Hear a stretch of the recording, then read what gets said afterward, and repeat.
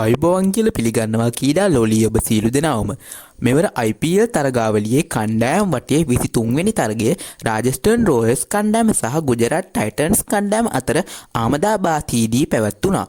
මෙම තරගයේ ආරම්භ වීමට පෙර රාජස්ථාන් රොයල්ස් කණ්ඩායම පෙසාදු ලකුණු සටහනේ 7 වන ස්ථානයේ සහ ගුජරාට් ටයිටන්ස් කණ්ඩායම පෙසාදු ලකුණු සටහනේ 2 වන ස්ථානයේ රැඳී සිටියා. මෙම තරගයේ කාසියවාසිය දිනාගත් රාජස්ථාන් රොයල්ස් නායක සංජු සැම්සන් ප්‍රථමයෙන් පන්දු යැවීමට තීරණය කරා. රාජස්ථාන් රොයල් කණ්ඩායම වෙනුවෙන් මහිෂ් තීක්ෂණ ප්ලේයින් 11 එකට ඇතුළත්ව තිබූ අතර වනිදු හසරංග පෞද්ගලික හේතුවෙන් තරගය සඳහා සහභාගී වුණේ නැහැ. ඒ අනුව ප්‍රථමයෙන් පන්දුවට පහර දීම සඳහා පිටියට පැමිණි ගුජරාට් ටයිටන්ස් කණ්ඩායමේ පළමු කඩුල ලෙස ශුභ්මන් ගිල්ල ලකුණු 2ක් ලබා සිටියේදී නැවතත් ක්‍රීඩාගාරය වෙත හරවා යැවීමට ජොෆ්රා ආචර් සමත් වුණා. අනතුරුව පිටියට පැමිණි ජෝස් බට්ලර් සායි සුදර්ශන් සමග එක්ව ගුජරාට් ටයිටන්ස් කණ්ඩායමේ ලකුණු පූර්ව ඉහළ නංවන්නට කටයුතු කරා.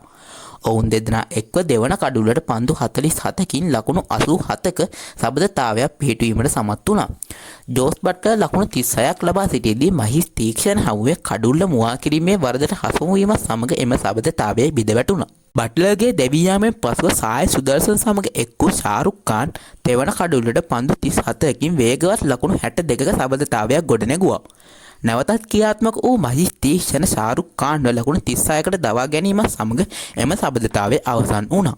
ශාරුක් ඛාන්ගේ දැවී යාම සමග සායි සුදර්ශන් සමග පිටියේ එක් වූ රාහුල් තිවාටියා සහ රෂිද් ඛාන් එක්ව ගුජරාට් ටයිටන්ස් ලකුණු පූර්ව ලකුණු 200 සීමාවෙන් එපිටට රැගෙන යාමට කටයුතු කරා. ඔවුන් එක්ක අවසාන පන්දුවර 5 තුර රාජස්ථාන් රොයල්ස් පන්දයවන්නන්ගෙන් ලකුණු 72ක් උදුරා ගැනීමට සමත් වුණා. ඒ අනුව යමින් ගුජරාට් ටයිටන්ස් පිටිකරුවන් පන්දුවාර 20ක් අවසානයේ කඩුළු 6ක් දැවි ලකුණු 217ක දැවැන්ත ලකුණු පූර්වක් ගොඩනැගුවා. ගුජරාට් ටයිටන්ස් කණ්ඩායම වෙනුවෙන් විශිෂ්ට ඉනිමක් ක්‍රීඩා කර සායි සුදර්ශන් පන්දු 53කින් ලකුණු 82ක් රැස් කර අතර රාජස්ථාන් රොයල්ස් කණ්ඩායම වෙනුවෙන් මහිෂ් තීක්ෂණ සහ තුෂාර් දේශපාණ්ඩේ කඩුළු 2 වැගින් බෙදහෙළුවා.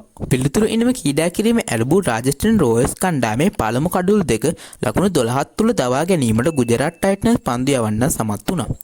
මුල් කඩුළු 2 දැවී යාමෙන් අනතුරුව පිටියේ එක් වූ නායක සංජු සැම්සන් සහ රියන් පරාග් එක්ව තෙවන කඩුල්ලට පන්දු 26කින් වේගවත් ලකුණු 48ක සබඳතාවයක් ගොඩනැගුවා. රියන් පරාග් ලකුණු 26කට දැවී යාමත් සමග එම සබඳතාවය අවසන් වුණා. අනතුරුව නැවතත් නායක සංජු සැම්සන් සමග එක් වූ ශිම්රන් හෙට්මය පස්වන කඩුල්ලට පන්දු 28කින් වේගවත් ලකුණු 48ක සබඳතාවයක් ගොඩනැගුවා. නායක සංජු සැම්සන් ප්‍රසිද්ධ කිත්ස්නාගේ පන්දුවක් කමියේ ලකුණු 40කට දැවී යාමත් සමග එම සබඳතාවය අවසන් වුණා. අනතුරුව එක්කන්තයක් ආරක්ෂා කරගනිමින් තම කණ්ඩායම ජයග්‍රහණය කරගෙන යාමට ශිම්රන් හෙට්මය උත්සාහ කළද එය අසාර්ථක වුණා. ඔහු ලකුණු 52කට ප්‍රසිද්ධ කිත්ස්නා හමුවේ දැවී යාමත් සමග රාජස්ථාන් රොයල්ස් කණ්ඩායමේ ලකුණු පූර්ව කඩා වැටුණා. ඒ අනුව රාජස්ථාන් රොයල්ස් කණ්ඩායමට පන්දුවර 19 පන්දු 2ක් හමුවේ සියලු දෙනා දැවී ලබාගත හැකි වූයේ ලකුණු 159ක් පමණයි. ඒ අනුව මෙම තරගයෙන් ලකුණු 58ක විශිෂ්ට ජයක් ගුජරාට් ටයිටන්ස් කණ්ඩායමට හිමි වුණා. රාජස්ථාන් රොයල්ස් කණ්ඩායම වෙනුවෙන් ශිම්රන් හෙට්මය පන්දු 32කින් ලකුණු 52ක් රැස් කර අතර ගුජරාට් ටයිටන්ස් කණ්ඩායම වෙනුවෙන් ප්‍රතිෂ් කිෂ්නා ලකුණු 24කට කඩලු 3ක් පිට දැමීමට සමත් වුණා.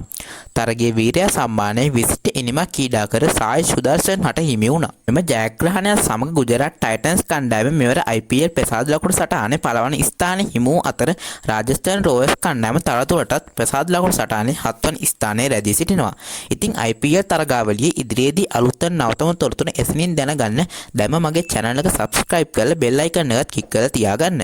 එහෙනම් අදට මං ගිහින් එන්නම්. ඔබ සැමට සුබ දවසක්.